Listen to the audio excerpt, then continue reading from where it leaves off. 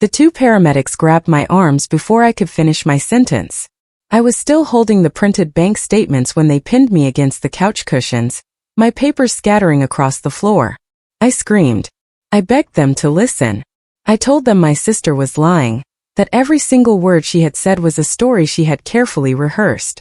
But Tara stood near the doorway, speaking in that soft, careful voice she saved for moments like this. She told the officers I had been having dangerous paranoid episodes for months. She said she was scared for my safety. She dabbed at her eyes with the corner of her sleeve. Then I looked past the paramedics and saw my parents. My mother, Carolyn, stood with one hand pressed to her lips. My father, Raymond, had his arms wrapped tightly around her shoulders. Neither of them said a single word. They did not step forward. They did not question anything Tara said. They just watched. A needle appeared near my neck. The sedative burned cold through my veins, dragging my thoughts toward darkness. My fingers loosened around the bank statements I had worked so hard to find. As my eyes closed, I heard Tara whisper close to my ear. "I'm sorry, but this is the only way. My name is Nora Cross." 5 minutes before those paramedics dragged me out of my home, I had been sitting at my kitchen table trying to prove that my own sister had stolen my identity. I had spent 3 weeks going through bank records, pulling statements, comparing signatures on loan applications. What I found turned my stomach. Thousands of dollars had disappeared from accounts that only I was supposed to access. Loan documents had been opened in my name, debts I never agreed to carry, addresses I had never lived at, signatures that were close but clearly not mine. The evidence was printed and spread across my table when Tara showed up that afternoon. I confronted her calmly at first. I showed her the papers. I asked her to explain the transfers, the forged applications, the loans taken out under my name. She stared at the documents for a long moment without speaking. Then her face crumpled. She cried. Not the messy, guilt-driven kind, but the soft, convincing kind that looked exactly like real pain. She pulled out her phone. Within 20 minutes, Carolyn and Raymond were standing in my living room, listening to her describe how deeply worried she had been about my mental state for months. The police believed her immediately. Tara had always been the favorite. I understood that growing up, even though no one ever said it directly. She was the kind of person who walked into a room and made everyone smile without effort. She had our mother's warm eyes and our father's easy confidence, and she wore both like something she had earned. I was different. I was the quiet one, the careful one, the daughter who worked in the background making sure everything actually functioned. When our parents established a small family accounting firm years ago, I was the one who managed the books, tracked the invoices, and kept the finances clean. Raymond handled clients. Carolyn managed appearances. I managed the truth. I never minded it. Numbers were honest in a way that people rarely were. But somewhere along the way, Tara had been watching how I worked more closely than I ever realized. She started asking questions about the accounts. Small ones. Innocent-sounding ones. I thought she was finally taking genuine interest in the family business. I was wrong. When money first disappeared from the company accounts, I told myself it was a bookkeeping error. A small oversight. Something I had accidentally missed. Then I found my own name on loan documents I had never signed. The evidence pointed directly at Tara. I had replayed that confrontation 1,000 times during the years that followed, asking myself whether I had done something wrong, whether there was any version of that afternoon where things turned out differently. There wasn't. The moment I laid the papers on the table, Tara did not get defensive. She did not argue or try to explain the numbers. She simply cried. The tears came so easily, so naturally, that I almost doubted myself for just a moment. By the time Carolyn and Raymond arrived, Tara had already shaped the entire story.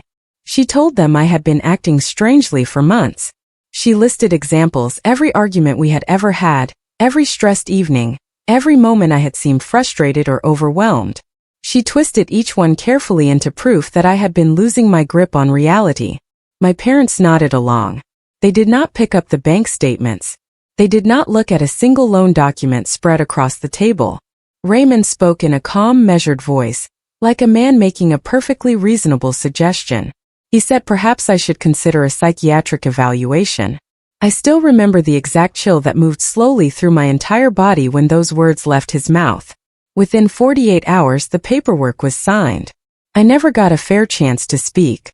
Every time I tried to explain the fraud, every time I pointed to the documents and insisted someone look at the numbers, the doctors wrote it down as further evidence of my paranoia.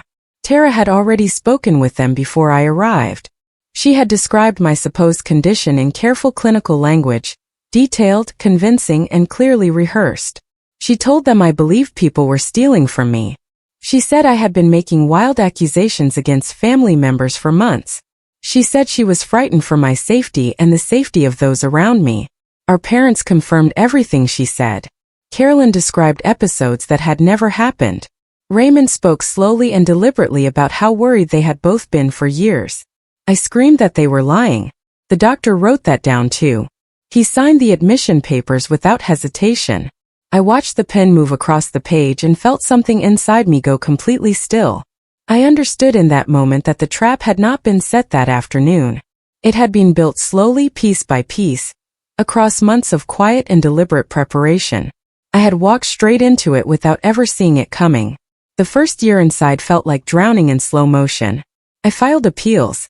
I requested reviews. I asked for independent evaluations.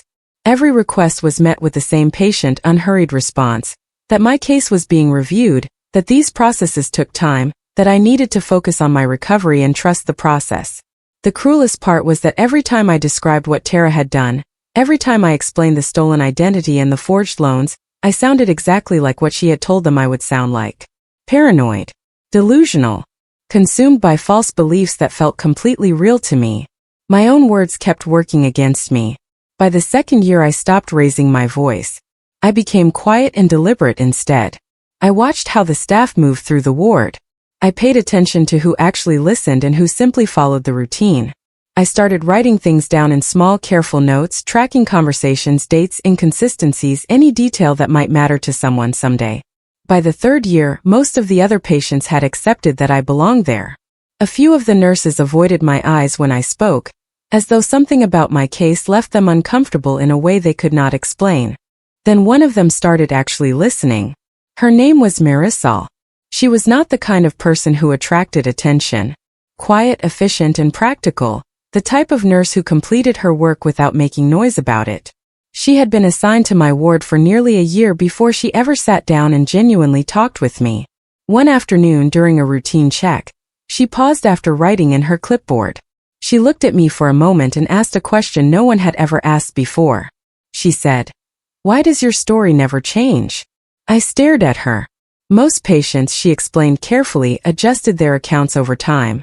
They added new details, shifted timelines, contradicted themselves in small ways.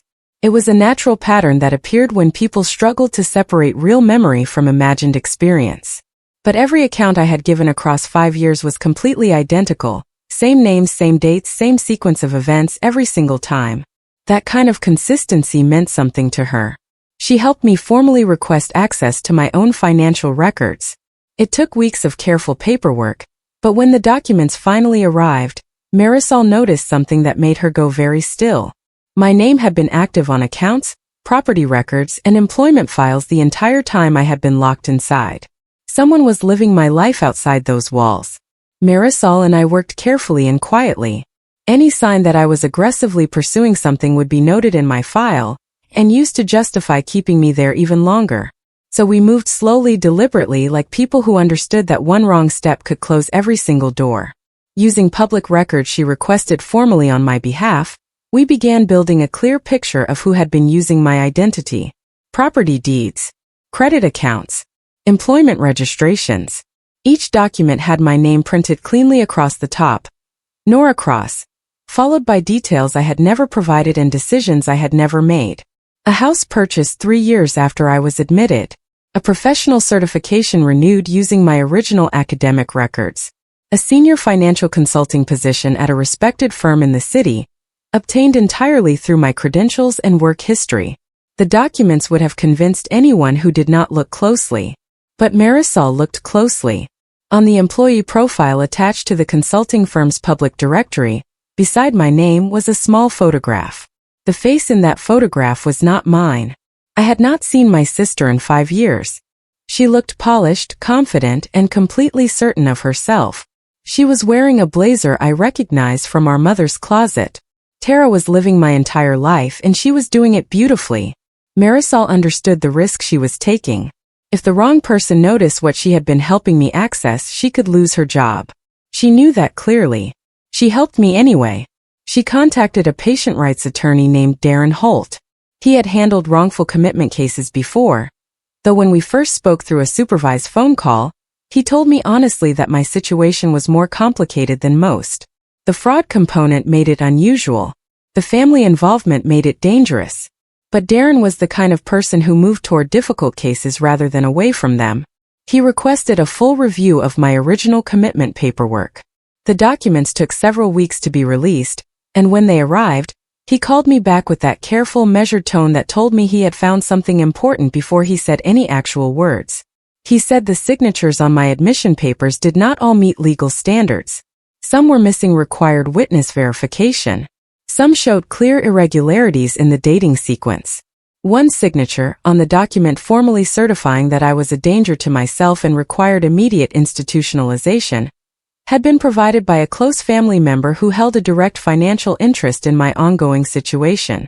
That signature belonged to my mother. Darren spent the following weeks carefully reviewing 5 years of hearing records and annual medical review files. He was methodical and quiet about it, never bringing me anything until it was fully confirmed, always waiting until he had something solid before he spoke. What he found was worse than anything I had imagined. My parents had not simply signed the original commitment papers and stepped back from the situation. They had been actively involved in every single annual review. Each year, when the medical board formally evaluated whether I should be released, Carolyn and Raymond had submitted fresh, updated testimony. They described new incidents, new troubling behaviors, new reasons why releasing me would create danger. None of those incidents had ever happened. But their testimony carried weight because they were family, because they appeared calm, credible, and genuinely concerned, because the medical board had no reason to suspect that two devoted parents would construct lies to keep their own daughter locked away year after year. I sat with that knowledge for a long time after Darren shared it with me. My parents had not simply failed to protect me when it mattered.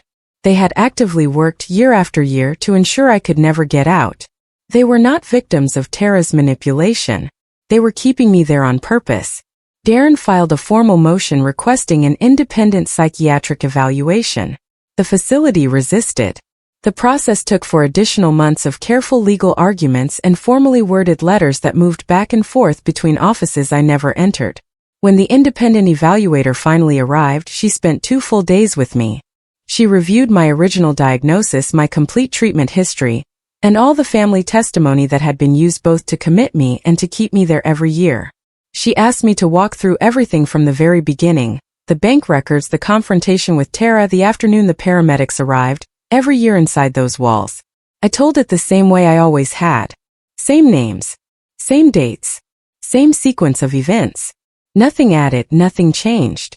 She took thorough notes and said very little. 2 weeks later, Darren called with her results. The evaluator had found no credible evidence of the disorder used to justify my original commitment. Her written report stated that the initial diagnosis appeared to have relied almost entirely on family testimony, rather than proper clinical observation, and that several standard diagnostic steps had been skipped without any explanation in the records. The court scheduled a release hearing.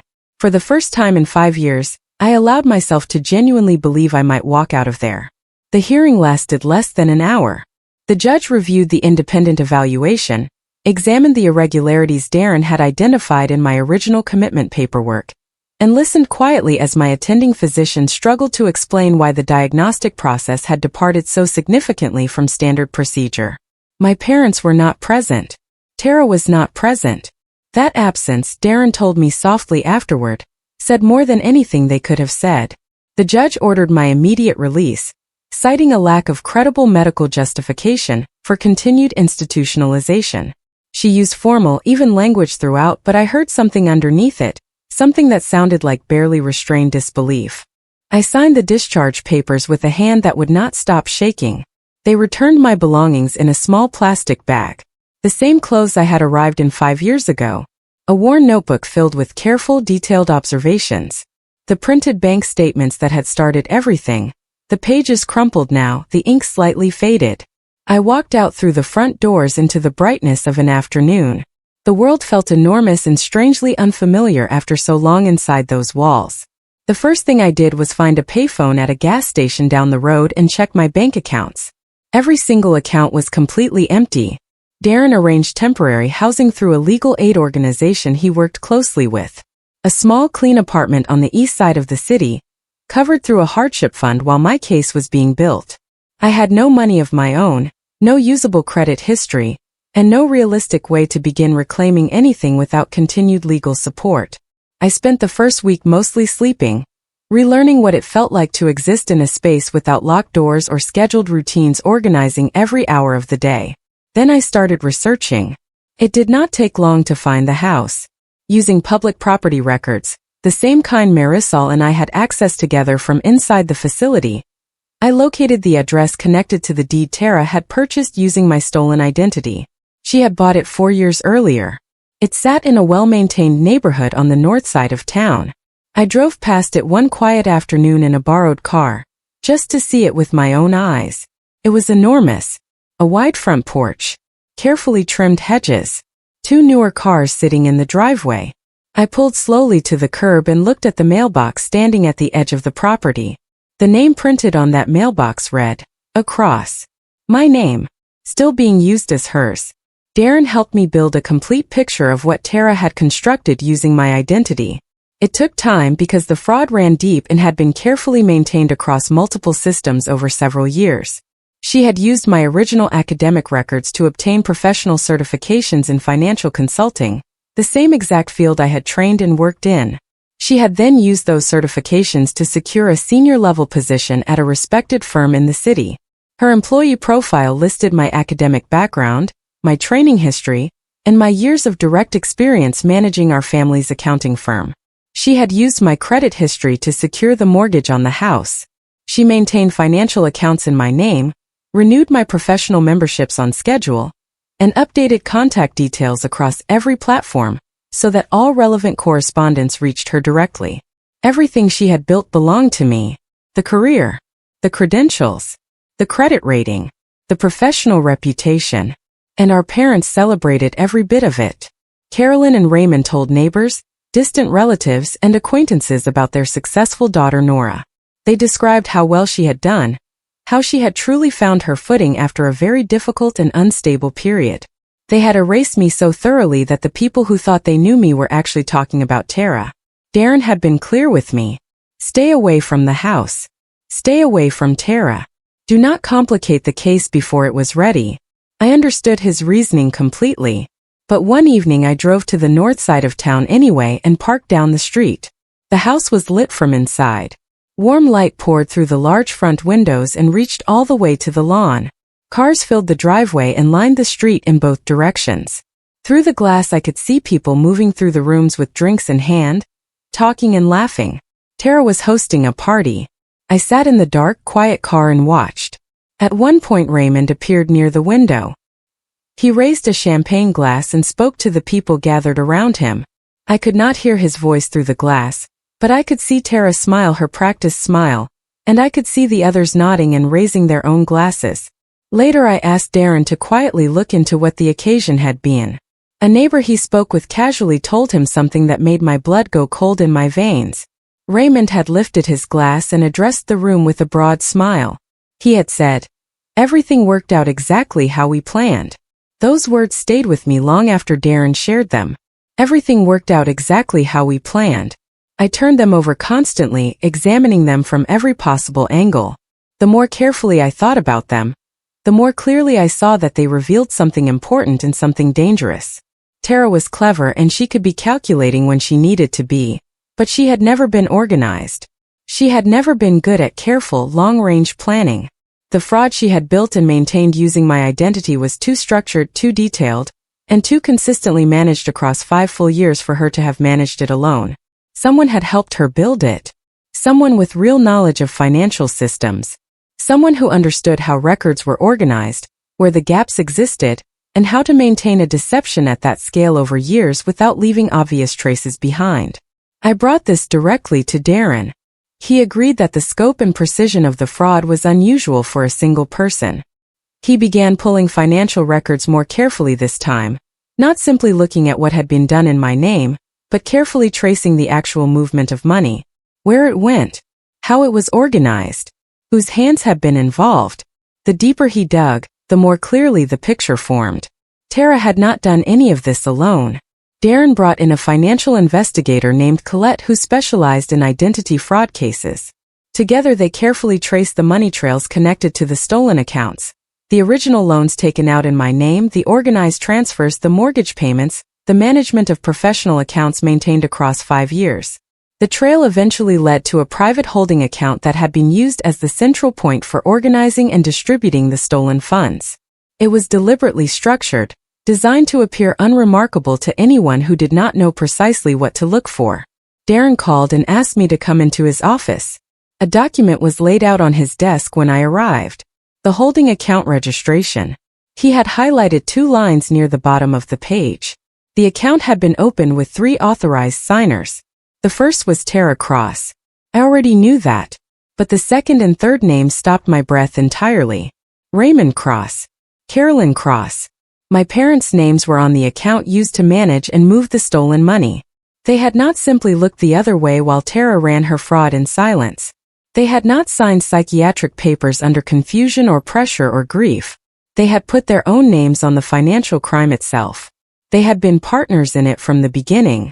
Darren assembled the full picture slowly and methodically, verifying every detail before presenting it. The story had begun years before the paramedics ever arrived at my door. Tara had started using my identity quietly, in small calculated ways, long before I noticed anything missing. A credit inquiry here. A minor loan there. But the fraud grew steadily larger. By the time I finally found the bank statements and confronted her, the damage was already enormous, and my parents had known about it for more than a full year. A family attorney they had consulted privately had warned them bluntly. If Tara's fraud came to light, she would face serious criminal charges. The family name, built carefully over decades, would be destroyed overnight. So they made a deliberate choice. Instead of reporting Tara, they chose to protect her. And to protect her, they needed to silence me. They needed everything I said about stolen identity and forged documents to be dismissed as the confused testimony of someone unstable and legally unreliable. The psychiatric commitment had not been a panicked reaction to my confrontation with Tara. It had been arranged in advance, planned carefully, prepared for. Their solution, plain and calculated, was to erase me completely from the picture. Building the legal case took months of careful, patient, methodical work.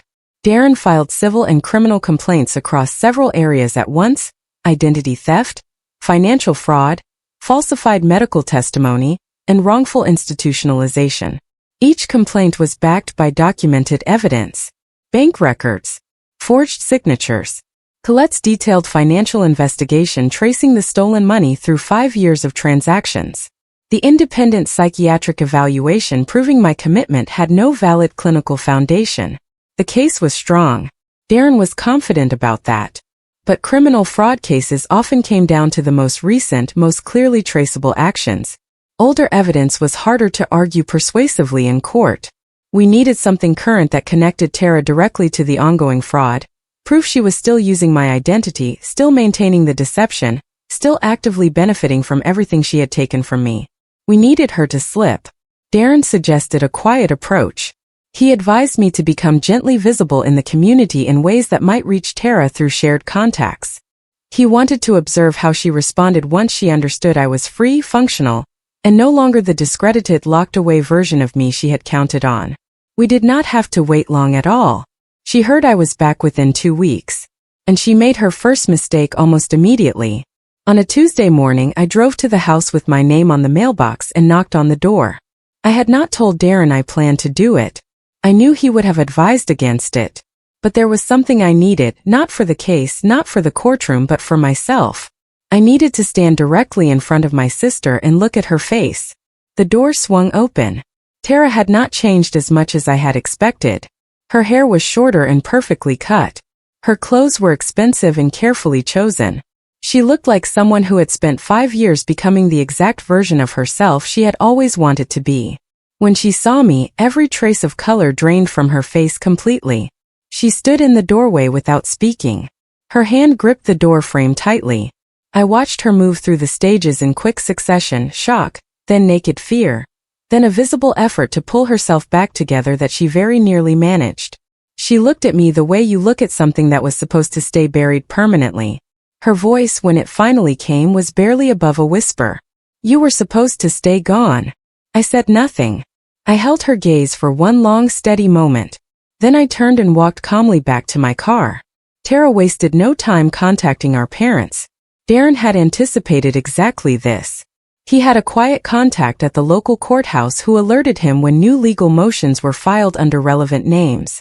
Within 3 days of my visit to the house, Carolyn and Raymond had already consulted an attorney and were actively exploring how to block or dismiss the civil complaint Darren had filed weeks earlier. They also attempted to reach me directly. Raymond called the number he had tracked down for the legal aid organization. He left a message with the front desk that was carefully polite on the surface and unmistakably threatening underneath. He reminded them, and by extension me, that no reasonable person in the community would seriously consider the accusations of someone recently released from 5 years of psychiatric care. He delivered it in that measured, reasonable voice he had always used when he wanted to sound sensible while saying something designed to wound. I was not frightened by it. Not anymore. Because by the time Raymond made that call, Darren had already filed the full lawsuit. The formal complaint named Tara, Carolyn, and Raymond Cross in connection with identity theft, financial fraud, and conspiracy to falsify medical testimony, resulting in wrongful institutionalization. It had been filed with the court that same morning. The investigation moved quickly once the lawsuit became part of the public court record. Financial crime investigators issued a formal request to Tara's employer for complete employment records and credential verification documents. When the firm's legal team reviewed the request and examined the underlying files, they found something they could not legally overlook. The professional qualifications listed in their senior consultant's employment file did not belong to the person they had hired. The academic records, certifications, and verified professional history all belonged to someone else entirely. The firm suspended Tara immediately, pending a full internal review.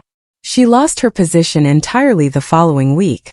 The house was placed under formal review as an asset directly connected to the fraud. The mortgage, taken out in my name without my knowledge or consent, was flagged for investigation by the financial authority overseeing the case. A legal freeze was applied to all accounts linked to the stolen identity. Then the subpoenas arrived. Carolyn and Raymond were formally served with legal documents requiring them to provide testimony and complete financial records related to the case. Darren told me quietly that Raymond had sat holding the papers in both hands for a long time before calling his attorney. For the first time in 5 years, the family that had erased me was being forced to explain what they had done. They had no good answer prepared. The trial lasted 8 days. I sat in the courtroom for all of it, quiet and completely composed, watching the evidence Darren and Colette had spent months assembling laid out piece by piece before the judge and jury. Bank records, forged documents, the detailed financial investigation tracing 5 years of stolen money, the independent psychiatric evaluation, 5 years of annual testimony my parents had personally submitted to keep me inside those walls. Tara's attorney argued that she had acted entirely independently, that our parents had been unaware of the full extent of the fraud, and that my psychiatric commitment had been a genuine family concern rather than a carefully planned conspiracy. That argument collapsed on the 5th day of the trial. Darren introduced a series of emails recovered from a shared family account. The emails were exchanged between Raymond and Carolyn, dated from the year before my commitment. Raymond described in precise detail the legal risk Tara faced if I were allowed to present my evidence publicly. He outlined a specific plan. Carolyn responded with her full agreement. The final email in the chain contained a single devastating line. It read, "Once she is admitted, her testimony will have no legal standing. Tara will be safe." The courtroom went completely silent. The verdict came on a Thursday afternoon. Tara was found guilty on multiple counts of identity theft and financial fraud. The judge noted that the crime had been deliberately sustained across several years with significant personal gain at every stage. She sentenced Tara to 7 years in a federal correctional facility, with additional civil penalties requiring full repayment of every dollar taken under my name. The house would be sold. The accounts would be settled. Everything Tara had built using my stolen life would be dismantled and either returned to me or directed to the courts. Carolyn and Raymond were convicted of conspiracy and falsifying medical testimony. Their sentences were shorter than Tara's but carried real, lasting consequences. They would not be returning home soon. The community they had worked so carefully and so long to impress now knew exactly who they truly were. Tara looked at me once across the courtroom before they led her away. I did not look away from her. 5 years ago, I had watched the people I trusted most in this world choose her without a moment's hesitation. They had signed papers, constructed lies, and buried me so deeply that no one outside those walls could hear me. They had believed the secret would hold forever. The life Tara had stolen was gone overnight. The court formally restored my name 4 months after the verdict. Every altered document was corrected. Accounts opened in my name without my consent were returned or permanently closed. Property records were officially updated. My professional certifications were fully restored. My actual credit history was rebuilt using documentation from the case, and Darren negotiated a civil settlement that gave me a genuine foundation for beginning again. I did not return to the family home. I did not attend the sentencing hearings for my parents.